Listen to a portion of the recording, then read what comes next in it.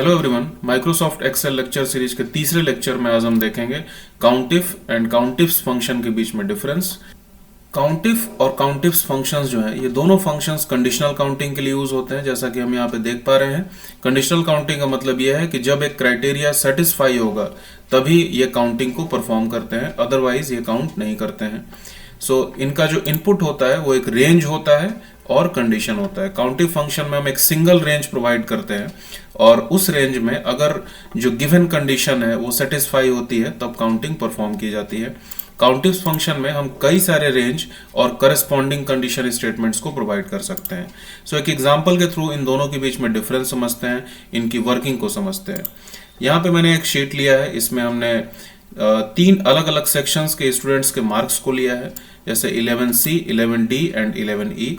ये हमारे total 15 students हैं जिनके की मार्क्स यहाँ पे आप देख पा रहे हैं।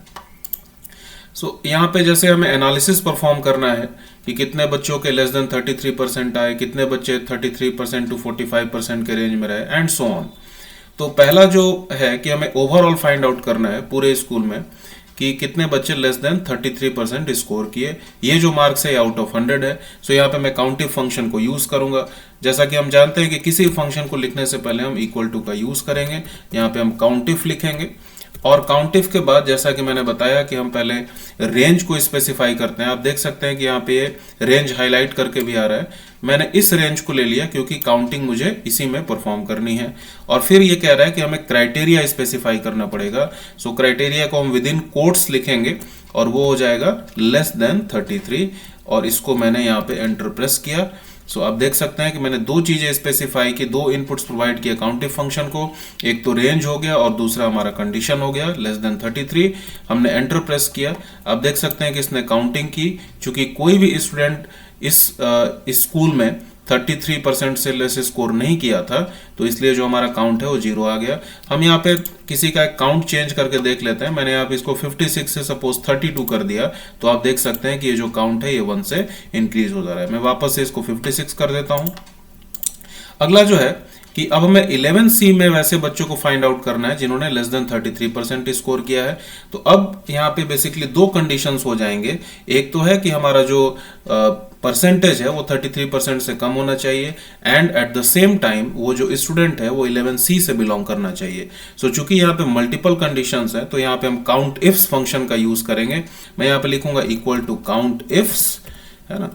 यहाँ पे अब मैं मल्टीपल कंडीशंस लिखूंगा। पहला जो हमारा क्राइटेरिया रेंज है जो हमारा मार्क्स का रेंज है, और इसके बाद हमें स्पेसिफाई करना है कि हमारा जो क्राइटेरिया क्या है। क्राइटेरिया हमारा है कि अभी भी वही है कि लेस देन 33 होना चाहिए। नेक्स्ट हमारा जो क्राइटेरिया है वो ये है कि स्टूडेंट 11C को बिलोंग करना चाहिए। बट अब जो हमारा रेंज है वो रेंज ये नहीं रहेगा। हमारा रेंज जो बदल के C2 से लेके C16 तक हो जाएगा। चूंकि जो हमारा क्लास इंफॉर्मेशन था वो C2 से C16 में अवेलेबल था। और हमारा इस रेंज के लिए जो क्राइटेरिया होगा उसको मैं यहाँ पे लिख देता हूं कि स्टूडेंट जो है वो 11C को बिलोंग करना चाहिए। इस तरीके से मैंने इसको कंप्लीट कर दिया। मैं एक बार फिर से यहाँ पे रिपीट कर दूं कि पहला हमारा क्राइटेरिया रेंज है D2 से D16। जो मार्क्स का रेंज है उसमें स्टूडेंट का मार्क्स 33 से कम होना चाहिए परसेंटेज। जो दूसरा रेंज है वो है हमारा C2 से लेकर C16 का क्लास का रेंज, और उसमें जो कंडीशन है कि वो स्टूडेंट 11C को बिलोंग करना चाहिए। मैंने एंटर प्रेस किया, कोई भी स्टूडेंट ऐसा नहीं था तो इसलिए इसने काउंट 0 कर दिया। मैं एक स्टूडेंट का मार्क्स यहाँ पे 32 करके दिखा देता हूँ और आप देख सकते हैं कि ओवरऑल में भी वो 1 हो गया और 11C से वो स्टूडेंट बिलोंग कर रहा था, इसीलिए वहां पे 11C का काउंट भी 1 हो गया। आगे बढ़ते हैं। एक और यहाँ पे मैं इसको करके दिखा देता हूं। सपोज मुझे फाइंड आउट करना है ओवरऑल 33% से 45% के रेंज में कितने स्टूडेंट्स थे।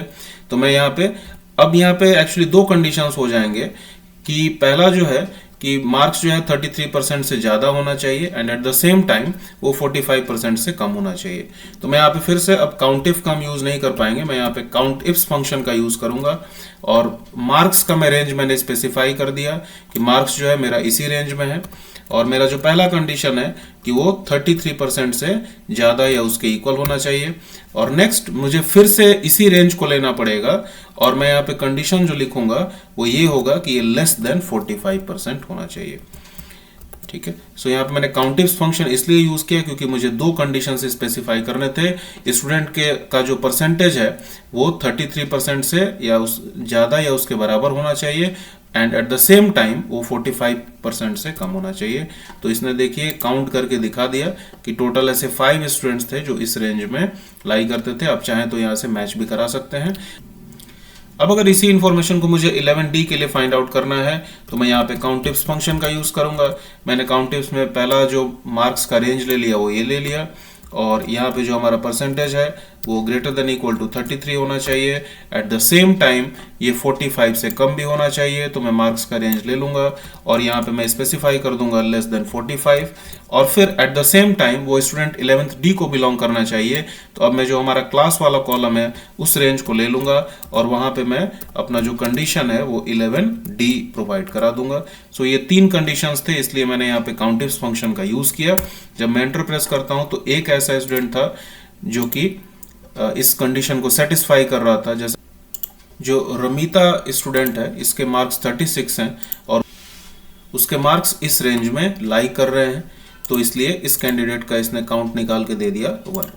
तो जो भी व्यूअर्स हैं उनके लिए टास्क ये है कि मैं इस शीट को अपने डिस्क्रिप्शन में, वीडियो के डिस्क्रिप्शन में प्रोवाइड कर दूंगा और काइंडली आप इस शीट को कंप्लीट करके दिखाएं कि यहाँ पे बाकी के शीट में कैसे हम फॉर्मूलाज को अप्लाई करें, काउंटिव एंड काउंटिव फंक्शन का यूज करें ताकि हम इन सारे अकाउंट्स को कैलकुलेट कर सकें। Thank you for watching. Please do share with others also.